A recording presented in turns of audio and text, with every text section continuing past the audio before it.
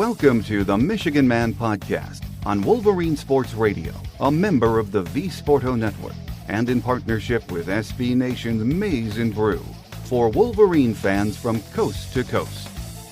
Go Blue, and welcome to the show. I'm your host, Mike Fitzpatrick.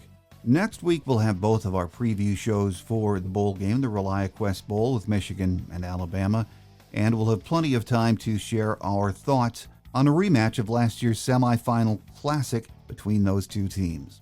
On this show, we're going to do something a little bit different, though. Our guest will be one of our favorites, the angel of the big house, beat writer Angelique Chengelis from the Detroit News. There are only 11 days left before we turn the page on 2024. It has been another crazy year for Michigan football. We ushered in the new year on January 1st by watching that epic semifinal game with Alabama in the Rose Bowl. Then a week later, we celebrated something many of us thought we would never see, a national championship earned with an emphatic win over Washington. After that, the changes were fast and furious.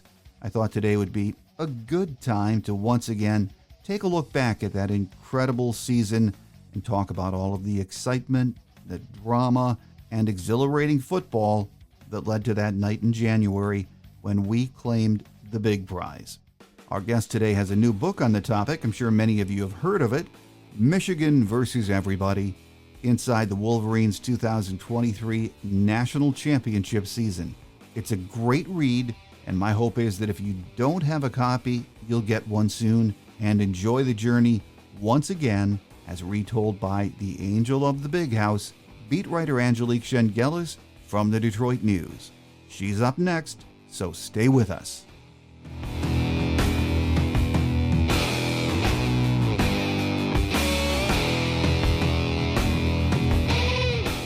Here with us on the show, joining us for the first time since the Ohio State game, is Michigan beat writer Angelique Chengelis from the Detroit News. Great to have you with us, Angelique. Well, that game turned out exactly the way I predicted it when we talked, didn't I? We were pretty confident. Oh, my gosh.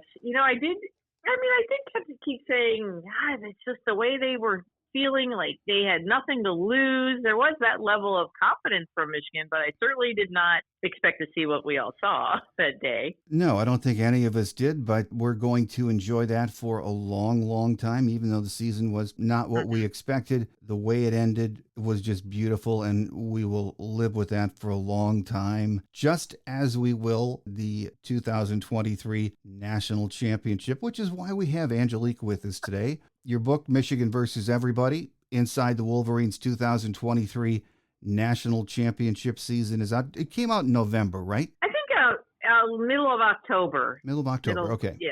I think it was supposed to come out a little bit earlier, and there was some printing issue, but I got to say, this is why you're a pro. What a segue.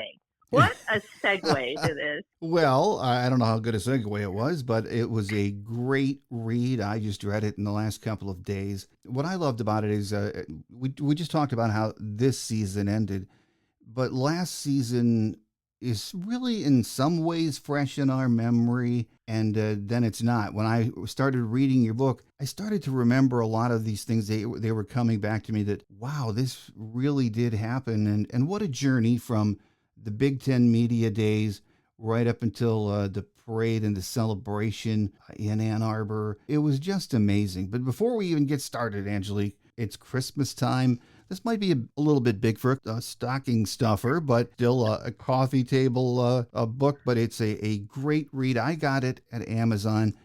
Just off the top of your head, can you mention a few places? And we'll put these in our show notes for people to be able to get the book. Well, Amazon for sure, and I believe Barnes & Noble. And I am not sure locally in stores. I'm not sure, but I do know that Amazon has been where most people have been able to purchase it. Yeah, that's the quick and easy way. And for Michigan fans, for listeners of the show, readers of Angelique for so many years in the Detroit News, get a copy, folks. It's great. It never gets old to relive that journey. And then you remember, as I said along the way, how grueling it was. I mean, you did a wonderful job of helping us relive, what I say was a magical, nerve-wracking, frustrating, but in the end, an unforgettable season. We'll talk again at the end of the show about where you can get the book. But early in the book, Angelique, you talked about something that's very important. and that's that every championship team has roots. Sometimes it's not just last year, it's several years. And, listening to what the players were saying, especially the veteran players on last year's team, the COVID season seemed to change the trajectory of Michigan football. And it really was, in so many ways, the roots of the title team, wasn't it? Oh, it really was. And, you think back to 2020, people were upset with Jim Harbaugh. He should go. Ward Manuel decides he's not going to go. He's going to stay, but with a different contract. You think about, too, because I think, when we look forward to 2021, Aiden Hutchinson is such a huge part of that. But in 2020, if he doesn't break his ankle, and nobody wishes that he did, but if that doesn't happen at Indiana, he more than likely was going to the NFL after that shortened season. So, all of a sudden that propelled Aiden Hutchinson into 2021, and he was such an important cog in this whole story and establishing this foundation. And then, going back to Jim Harbaugh with Ward Manuel deciding to keep him, well, he didn't keep Don Brown. He had to Jim Harbaugh had to make that decision and move on from Don Brown. He had to make a decision to get younger with the staff, and he did that and brought back some guys who had played at Michigan. And because that hadn't been a big part of his staff, he didn't really connect that, the Michigan man, that lineage. Right. He was, but he didn't have a lot of that. And I thought that was an important piece too, and certainly bringing in Mike McDonald at his brother's recommendation to revamp this defense, and then have obviously we know Jesse Minter came in the last two seasons and carried that on and built on that. I mean, everything really did start from COVID, and then that 2021 off season and getting ready for the season, and the players relating better to their younger staff, and the defensive players really feeling it from Mike McDonald and what he brought from the Ravens. So there were lots of ingredients there that started in 2021 and 2020 and 2021 that led Michigan to the ultimate prize in 23. Well, even though we are not really a full year removed from that great championship run, I mean, January 1st was the Rose Bowl, the great game with Alabama, the first playoff game, and then we had the national championship game a week later with Washington. Still, going back to where the season started last year, the championship run, it's still, when you read about it, stunning to think the season started with the head coach suspended. And yeah, the schedule is manageable. We talked about that. Oh, don't worry, Jim. Someone from the stands could coach this game. Just listening, as you explained so well in the book, the players really didn't feel that way at all. And this really, in so many ways, was for them the first big test, wasn't it? Oh, absolutely. And I even hear from people now, Mike, who say, well, I mean, it wasn't that big of a suspension. He just missed the games. Well, if you know Jim Harbaugh, that's the ultimate gut punch for him, not to be able to be on the field with his team. I think they could have said you're suspended for practice, but you can coach, and he would have been okay with that. I mean, the game was a huge punishment for him, and not to be able to be there. And the players really did start to rally around that. Even, from Big Ten media days, they're like, he is still, his imprint is everywhere, and everybody knows what Jim Harbaugh means to them. And they fully embraced it. And, it's easy to say it, and they were saying it, but they did put that into action once the season started, rallied around the acting head coaches for each of those games, because that was a unique setup as well that Harbaugh had sort of come up with, and having different guys coaching different games. And, it was a big test for these players, and they definitely responded. And part of that was, Harbaugh was there all week and able to help them prepare. And he just wasn't there on the game day. And it's a big deal for players, especially like someone like JJ McCarthy. I mean, that's his guy, and not to have him there on the sideline. He certainly did okay without him, but I think he did miss him. Certainly the second suspension, I think you saw some moments where JJ really missed Jim, but definitely that first suspension. I can't believe we're talking about first suspension and second suspension. Yeah. But it did force the team to figure itself out very quickly, and to rally around their leaders, which, Mikey Sainristil is a guy who I, to this day, think he was just absolutely vital for to keep everyone together. And certainly Blake Corum and J.J. McCarthy, a lot of guys. But Mikey Sainristil really feels like, to me, he was the glue. Those first 3 games, I think, as you mentioned with the leadership, we knew or we thought they had great team leadership and chemistry. Mm-hmm. But you could just stamp it after those first 3 games. And listening, as you described so well in the book, we knew for certain they did have great leadership and camaraderie. I've covered this team so many years, and you followed it so many years, and there's always great leaders, but this was a pretty substantial group that I thought really, it wasn't just one guy, and I know I single out Mikey Sainristil, and I do. I think he was above and beyond just a tremendous leader, but they really relied on a core group, and I mentioned Blake Corum, I mentioned JJ, but you look at the defense, they rallied around Rod Moore. I mean, Chris Jenkins, there were just all sorts of different personalities, and that was one thing. If we compare it to 2024 season, good leaders, but just there was no one who was as vocal. There wasn't anybody who just came out and really established that part of their leadership. And last year, and no one stepped on any toes. I mean, they were all capable of being, they were very compatible, these leaders. Even though they were different personalities, they were extremely compatible, and it felt like one would give the stage away to the other and let them take over when they needed whoever it was at that point. And that was, 97 had some great leaders, there's no doubt. But I don't think as many people are around like us who remember that. So in recent memory, this was just a tremendous group of leaders. And that's not taking anything away from Aiden in 21 and those guys, but this was exceptional. Absolutely it was. And I think as the years roll by, we'll appreciate that even more. But you talked about how the team was not unaware of everything going on outside the program, social media, the news. They knew what people were saying about their coach early in the season. They knew the situation, but day after day, they were able to focus on each other and the next game. And, I used to think myself during the season, a lot of teams maybe would have crumbled at that point, Angelique. Oh, without a doubt. Without a doubt. And I really think, and I sort of tie a bow at the end of the book when I saw Harbaugh at the airport after he took the Chargers job. And he even said it then, it was like they fed off of it. It was, in the end, it didn't tear them down at all. They all rallied around it. And which game was it? It was late in the season when they're like, well, okay, if we're supposed to be the villain, okay, we'll be the villain. We'll embrace that role. Whatever it was they needed to do to insulate themselves from it. But, they didn't completely, like you said, they knew what was going on, but they used it as fuel. And not every team can do that, because I think, you can have all sorts of insecurities about this or that, and it just doesn't work for you. The whole, even the chip on the shoulder thing doesn't work for everybody. No. But in this case, they were all able to rally around not only Jim Harbaugh, but all the noise, and they just didn't care about it. They didn't care that people were calling them cheaters. Mikey Sainristil had a little speech late in the season about that they know everybody's calling them that, but that fed them. That was fuel.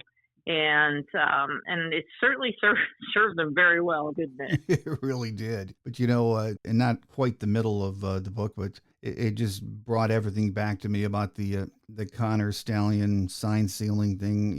You think if things couldn't have gotten any crazier during a season, you got the players, they have to deal with school, they have to deal with practice, the football stuff. Now the NCAA is in the building, taking their time. They're all over the national news. At that point, it was getting hard for me anyway to believe the distractions would not have a negative impact at some point. It was really hard not to see that happening, wasn't it? Yeah, and they hadn't even gotten to the what we would call the tough part of the schedule. They were still sort of, I don't even want to say coasting, but it wasn't the tough part. They hadn't been to Penn State yet. And this is all brewing. They're getting ready for Purdue, which could have been a tough game, that early November game. And it was completely surreal. I think about it and I'm like, you couldn't have told me you could have made this up, Mike, and said, "Oh, there's gonna be this thing," and like, "Oh, yeah, right, okay, sure." Yeah. And there it was, and there's the NCAA taking phones and imaging them and interviewing players during the season. And I get it, you know, the NCAA they have their enforcement staff and they do their job their way. But I agree at some point, because you're going to hear players are going to talk. Is someone talking? Is someone saying something we don't know about? And they were able again to insulate and to just stay as one. And you know, they lost a coach. On the eve of the game of Maryland, they lost their linebackers coach in Chris Partridge, and they were able to push through that. And they were, you know, there were players who were very unhappy about that decision, and they got it together and they held it together as they had all season. But it was just one punch after another, and maybe some bruising, but it certainly didn't knock them down. No, you know, so much swirling around the program by November in that Purdue game. Yet after that weekend, the team is still undefeated. Of course, we all knew the biggest test was coming. Everyone's excited. It's Penn State. Then Tony Petitti and the Big Ten decide to suspend Jim Harbaugh. And as you described so well, how that whole suspension thing went down with the plane landing. It was mind-boggling then, and it's not any clearer for me today. It was crazy. Totally. I mean, my flight landed just before theirs, and you could see them as they land, and they're gathering outside the plane, and you can tell that they are being told, Ward Manuel and Jim Harbaugh, everybody, what is happening. And then it goes into the players again respond with their bet, you know, all across social media. And then it kind of became contagious. Tom Brady's getting involved. Other people are involved. And then that night it becomes, you know, more of a legal issue. Are they going to be able to file this paperwork and get an injunction so that he can coach against Penn State? And you know, you're waiting up all night to get this information from the judge. Well, then the judge is not weighing in on it just now. You get up in the morning. Fortunately, I was with my colleague Bob Winowski, and he was driving, and I'm on the phone the whole drive to State College, which we were staying in Altoona, which has been in the news lately. And we're driving there, and I'm just on the phone, and boom, I got 2 texts from different people saying he's not coaching. The judge is not ruling, and I'm like, that blew me away, because I thought there was no way that Harbaugh was not going to coach and at Penn State. And I mean, that was stunning to me. And then, you know, then Ward Manuel, who had been sort of tepid in some of his responses, you know, has this like fiery response to Petitti and the Big Ten. And that stirred up a lot of emotion. And then you see how the way the game played out. It was all so very surreal and crazy. And, but boy, it really adds to the allure of that season. It does. And you were mentioning Ward Manuel, and up to that point, a lot of Michigan fans, I think, thought his response was very tepid throughout the entire process. But you, in the book, have the entire manuscript of that response. And when I read it again, hey, go, Ward, go. I mean, that is as firm as I have ever heard Ward respond to anything. Oh my gosh, I know. I was like, did someone write this for him? And I remember it was after the national championship on the field in Houston. I asked him about, you know, after that, how did he have a relationship with Tony Petitti? And he's like, you know, you can disagree with people and have a real issue with some of the things to do, but it doesn't keep you from working with them. So he said that even though, you know, Petitti issued his punishment on Harbaugh, and that Ward fired back with this pretty fiery response, they were able to maintain a relationship. And as we all know, Petitti at Big Ten Media Days before the 24 season announced that Ward was receiving the Athletic Director of the Year award. But I mean, just all these funny little circumstances. But gosh, that Penn State game, you know, I think back to 97, you think about swing games and that Iowa game, how they came back, and that seemed to really galvanize the team in 97. And that was fairly early in the season. And here's this game, Penn State, November, And it really felt like it galvanized this team even more. And just even the 32 straight runs in the second half, and Blake Corum with his, the blood coming down his face with that iconic photo. It really was. And I mentioned in the book that at the NFL Combine, Blake Corum said that he knew that game that they were going to win it all. That was it for him. That really showed him what they have. Well, it was, to me, and I think to most Michigan fans, the defining moment of the season where we all knew.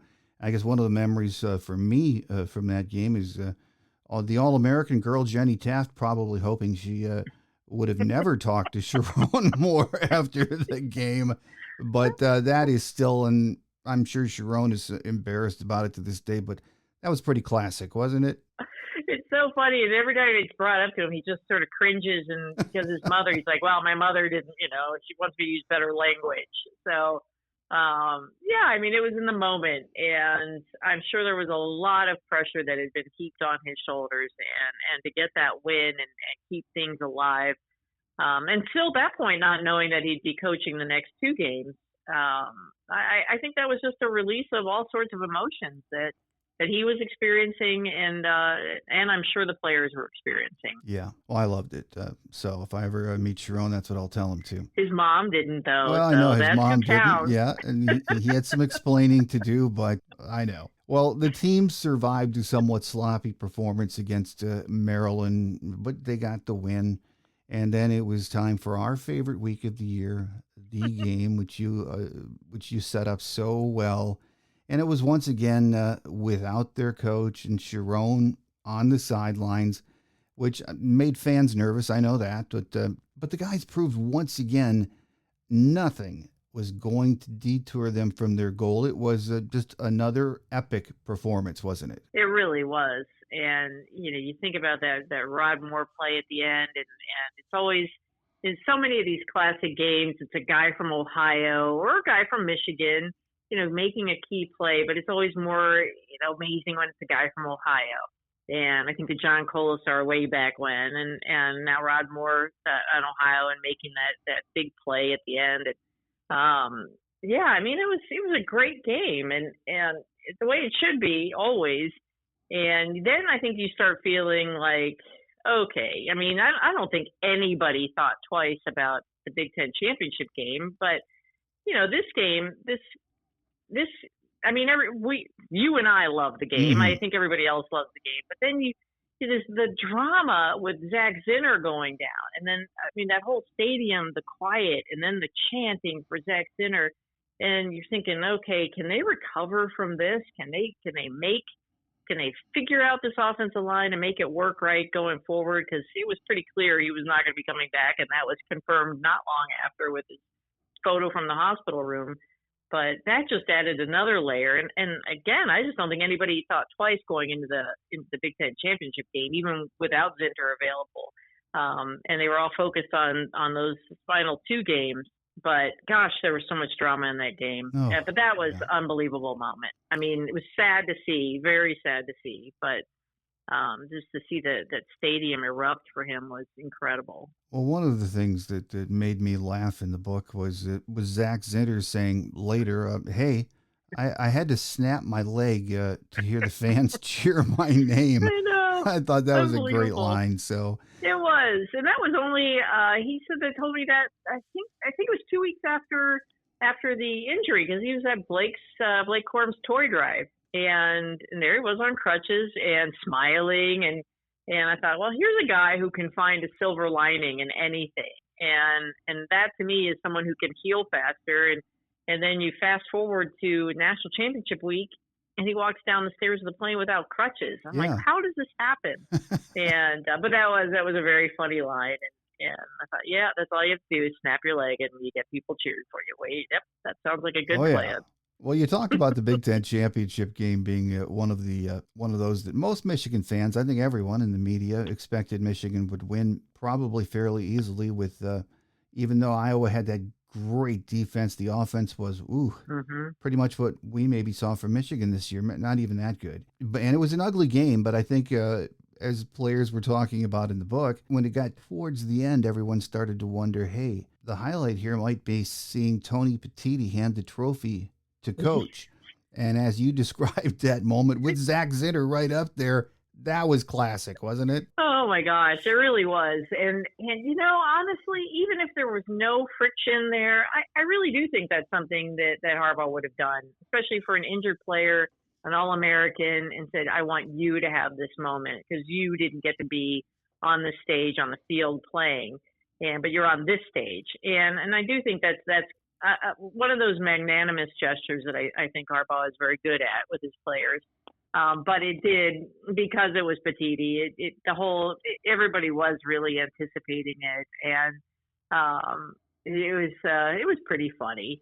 And the whole thing, I just sort of laugh about it now because it was just a comedy in so many ways with all the drama. But I thought that was a cool moment for Zach, and I think he really loved being part of it that way. It was a very cool moment. I remember how fast Petitti got off the stage too. So that's another fast exit.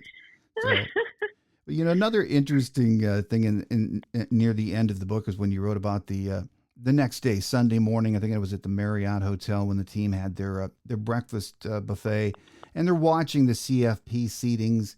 And a lot of people thought Michigan would get Florida State. I think a lot of Michigan's players were thinking that.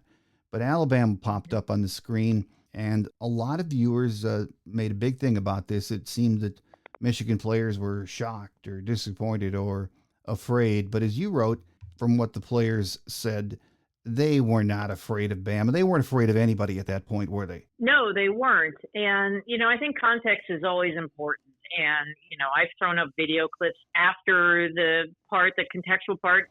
You missed it, but you start shooting video. And if you had been in that room the half hour before, 20 minutes before, whatever, it was 15 minutes before, there are players just walking around doing the Florida State chop, with their hands, because that's what they thought they were going to be playing. And I really don't think it was, and talking to guys even now, it wasn't a groan of, oh boy, gotta play Alabama. I think it was just like, wow, everybody thought they were going to play Florida State. And then you see Harbaugh on video, like he's seeing it, and he just kind of gets this smile. And Sanders still too, the same thing, just gets this big smile. And what does Harbaugh preach? To be the best, you got to beat the best. And at this point, they believe that it would be Alabama, not Florida State. But I really do think that the videos that people saw, yes, I think you could interpret that as, oh boy, groaning, they saw Alabama. But I think they were caught off guard, because I really, even talking to a couple coaches that morning, they still thought they were going to be playing Florida State. So I don't think there was any sense of fear or anything like that. And but I think people play up the storyline, and that was certainly the storyline that national media were definitely playing, is that they were really talking up Alabama as a 4 versus Michigan as a 1. So I think the players took that to heart as well. Well, it was Alabama, and when we got there for that game, you described the setting for that surrounding so well in that beautiful stadium with the San Gabriel Mountains in the background. 2 of the most iconic programs in college football history set to do battle. And for once, because it doesn't always happen, that really was a game that lived up to the hype, wasn't it? Oh my gosh, it really was. And I've been to quite a few Rose Bowls. I've gone and sat in the stands too for games for Rose Bowls, because I just love being there. And it's just so perfect in so many ways. And I was on the field very early before that game, and just watching players come out of the tunnel and seeing it for the first time, and just they're all like walking out by themselves. It wasn't a lot of guys coming out 2, 3 at a time. It was one by one and looking up, and Zach Zinner came out on his crutches and just looking at everything. And it was a beautiful sky. And I remember Blake Corum came to like the mouth of the tunnel, and he like looked up, and then he just like got down on his, he kneeled, and I thought, making a prayer right there. And then just came out again, just looking up, and it's just so magical. And, a lot of Michigan fans told me after the national championship game that the Rose Bowl game felt more like 1980, the Lake Placid Olympics, the gold. Everybody thinks that's the gold medal game, but it was the game that everybody talks about. The Right. U.S. beating the USSR, and that's sort of how people that I've talked to felt like this was, and that once they won this silver medal game, they were going to win the gold medal game, because it was just like this was the one you had to win. You had to beat the Russians here. You had to beat Alabama, and then it's sort of a foregone conclusion. You were gonna win the gold, the national title. And I thought, that's pretty apt comparison, because it did feel like it was for all the marbles at the Rose Bowl, and you did get a sense that once they won that game, that this was a pretty invincible team. Yeah, and you wrote that as soon as that game ended, I mean, Michigan decided to fly back to Ann Arbor, and the staff started preparing for Washington right away in the national championship game. They had really, as you mentioned in the book, had been preparing for the fact that they might play Washington. So there was a lot of advanced scouting done. And the players talked about Michael Penix and that great Washington offense, and it was a great offense. But they were very confident, as you said, that they could beat the Huskies, weren't they? Oh, yeah. I mean, and this was a really good offensive line. I mean, Joe Moore award-winning, and Michigan had been that line the two previous years. So that's, I think everybody knows what great offensive line play can do for a team. And, there was never any – but it was different, Mike, than Michigan, the Michigan team that went into the TCU game. Like that, I remember that week feeling they seemed a little cocky and maybe a little overconfident. And I never got that vibe, either Rose Bowl week or national championship week. And I think that's the beauty of being able to experience it. And you've got J.J. McCarthy, who'd been there the year before and understood it and stood on that field and watched everybody celebrating. And really took that and absorbed that moment and learned from it. And I think that's the way they handled their business in interviews and just the way they carried themselves. It just, I don't think they certainly didn't fear Washington.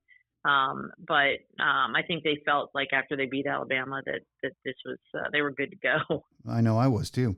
So I thought if this is where it ends, I'm good with this, but, it was so special the next week, too. But in the closing chapter, you talked about, what a great parade and a great celebration it was in Ann Arbor later in the week.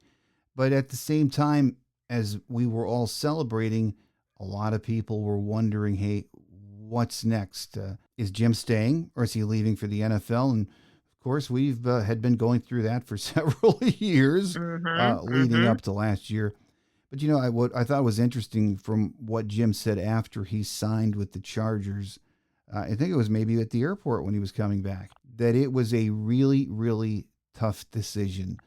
But in the end, especially when you read your book from the beginning, Big Ten Media Days to the end and everything that went on, you almost have to come to the conclusion that for Jim, it was the right time and a good time to go. For sure. And, I think that there was, at least at the start of the season, some lingering hope for, the Michigan fans' legitimate hope that he would come back. And I think he thought about it. And talking to one of the agents who started working with him, I talked to him at the national championship game that morning. And it felt to them like in early December, he was still thinking, got to go back to Michigan and take care of more business. But, he had said it the year before and the year before that he still wants to win a Super Bowl. And what better way to move on to your next goal than to win the big prize and win a national championship? And I'm sure it was such a exhausting season for him. He weathered a lot of criticism. And, I think with this, we still don't know how this sign stealing investigation, how it's going to finally resolve. But I think there was a very good chance that the NCAA would have suspended him quite a few games this season. And I think he got that advice from his lawyers that was probably in all likelihood going to happen. So I'm sure that weighed in on it too. And, I have to say, I got a call in August last year saying that the Chargers were already poking around and asking other NFL teams about him. Called the Vikings, who he had interviewed with, and asked about him from their interview experience. So that's why I kept thinking, well, if he's going to go anywhere, he's going to go to the Chargers. They're interested, and they're doing their legwork here and looking into him and his background. And I just think it was just everything was aligned perfectly. Not for Michigan fans because they wanted him back, but the guy was there for 9 years. He brought just unbelievable success the last 3. Won a national championship, and 60 years old. I think he wanted to take this last stab at winning a Super Bowl, and I don't know how you can criticize him for that or blame anybody for not keeping him, because I know that's the other favorite thing is to blame Ward and whoever else for not being able to keep him. No, it was time. I think that's settled in for most Michigan fans, that realization, and Jim is in a good place, and I think eventually so will we be with Sharon Moore. At least I think so, knock on wood. But anyway, I was hopping around with a lot of these questions because there's so much in the book. Again, it's Michigan versus everybody inside the Wolverines 2023 National Championship season with Angelique Chengelis, and a great forward, I should mention, by Jake Butt. Yeah. So it's out there. We talked at the beginning of the show that you can get it on Amazon, which I guess is maybe the easiest way for folks. But if you Google it, you'll find a lot of other places where you can get the book. Christmas is right around the corner, so anyone that has a mom or a dad or an uncle or an aunt or a loved one that's a Michigan fanatic, grab a copy of the book. It's a great read. So wonderful work, Angelique. So, well, thank you. And I'm so glad, Mike, I didn't mean to interrupt you, but I'm so glad you mentioned Jake Butt's forward, because I really was thinking about who would be good for this. You could go Desmond, you could go Charles, and Jake Butt is not only an up-and-coming broadcasting star, television star, but he played for Harbaugh. He knows this program, and I really am so grateful to him for doing it, because I thought he did a fantastic job, and his career is already fun to watch, but I think it's going to be he's going to have a stellar future. Oh, I think he is too. And I just, I've had him on a couple of times, and I'd heard him interviewed when he was playing at Michigan, and then after watching him on BTN. But when I had him on for the first time, I came away after that interview saying, hey, this is one smart guy. Oh, yeah. I mean, and you think about it, that season, Chris Wormley and Jake were the captains. And I mean, Chris Wormley was great. They were great as captains, as seniors. I mean, they were just terrific to talk to and always very thoughtful. And when he had called me early on about going into television, I thought, well, this guy is like a perfect match for it, because he is, as you said, so articulate, so insightful, and just so knowledgeable. And I think everybody's seeing it now, which is a good thing. I just really can't wait to see where his career is going. Well, one more question before we let you get away, Angelique, and this is about the Relia Quest Bowl, which is just a little more than a week away, New Year's Eve. I think it's a noon kickoff. Do you think Michigan has even a prayer against this Alabama team, considering all the pieces we're going to be missing? I don't. I really don't. It's just too many pieces missing, and I just. I don't think they're going to get walked all over, but I think you're missing more than likely Kenneth Grant won't be there, but you're missing Mason Graham and Kenneth Grant, and obviously Will Johnson hadn't played most of the season, so he won't be there. But you're not going to have your running back, your left tackle, maybe your left guard. Not sure what Josh Prieb has decided. I know he's been thinking about it. It's going to be a tough one, and I really thought they would end up in New York, just because of the fan base and all the alums who live there, and I thought that probably would have been a better option for them. But I get it, and I'm sure people who match these games up like the whole, like Davis Warren was talking about it today, and I talked to him Saturday at the Toy Drive about bookending. He said, we could beat Alabama twice in 1 year. And I'm like, oh my God, I hadn't even thought about that.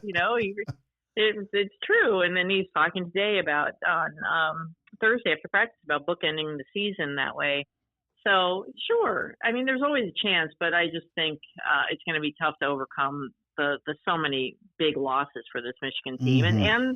they don't have their offense coordinator, which I think some would argue is okay, not having Kirk Campbell, but that was a change made in the offseason. You've got Steve Kasula calling the plays for this bowl game, and they got Chip Lindsey in, and he's getting acclimated. But it's going to be, I don't know. I think it's going to be a really tough one. Yeah, it might be hard to watch, but I say think about the future. It's going to be brighter, and it really is, from a coaching perspective and a player development perspective, a good thing. We're getting the 15 extra practice, and for sure. Bryce Underwood's practicing now. That's right. So, well, he was there on the Thursday, the first day, and I talked to TJ Guy. He's like, he's definitely all of 6'5". He just didn't know, and he's like, he's a big guy. And Davis Warren was really talkative about it, and talked about the advice he gave Bryce, and talked about how every quarterback. I mean, NFL. He mentioned Peyton Manning.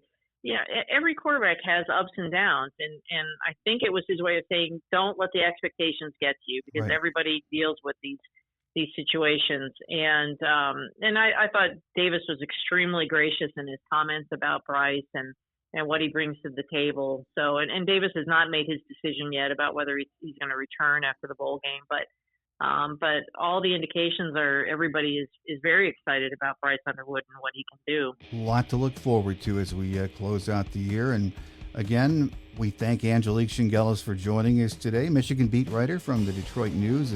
Michigan versus everybody. So write that down if you have a pen or pencil handy. Inside the Wolverines 2023 National Championship season.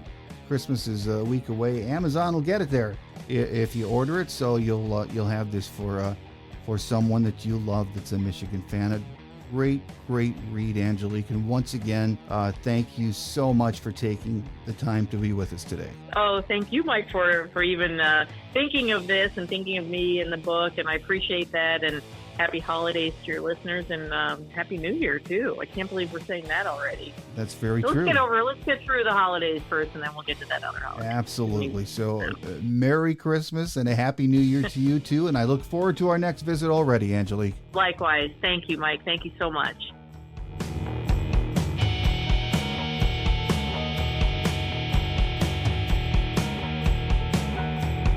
On Quick Hits today, we have a few days left before Christmas, and I'm sure you know a Michigan fan in your life who would love a copy of Angelique's book. The easiest and fastest way to get a copy before Christmas or any other time would be from Amazon. There are plenty of other options, so just Google Michigan versus Everybody, and you will find them. It is a great read, and as we close out this year, it's fun to submerge yourself for at least a few hours in what was an experience we have waited a long time to see. So check it out. After the new year, we'll start spending more time on what's happening with men and women's hoops and hockey. All of those programs are off to really good starts. We'll also dive back into football recruiting news, which, as we know, never ends, especially now that the portal is part of that news. Next week, though, we will once again have our 2 preview shows in advance of New Year's Eve's ReliaQuest Bowl with Bama. On Tuesday, we'll hear from Alabama beat writer Colin Gay from the Tuscaloosa News. Then on Friday, we'll be joined by our guy, Aaron McMahon from MLive. So make sure you join us as we wrap up the year preparing for Alabama, which is the way we started this year, too. Of course, these are 2 very different teams, but it's still Michigan and Alabama. That does it for now. Have a great Wolverine weekend, everyone. I'm your host, Mike Fitzpatrick. Until we meet again, take care, and as always, go blue. Thanks for joining us today on The Michigan Man, here on Wolverine Sports Radio, a member of the V Sporto Network, and in partnership with SB Nation's Maize and Brew. Our listener lines are open 24/7 for your calls at 313-263-4842. That's 313-263-4842. Or email us at themichiganmanpodcast@yahoo.com. That's themichiganmanpodcast@yahoo.com. The Michigan Man Podcast is produced at the studios of Robin Lynn Productions, Allen Park, Michigan, and is not affiliated with the University of Michigan. Go Blue!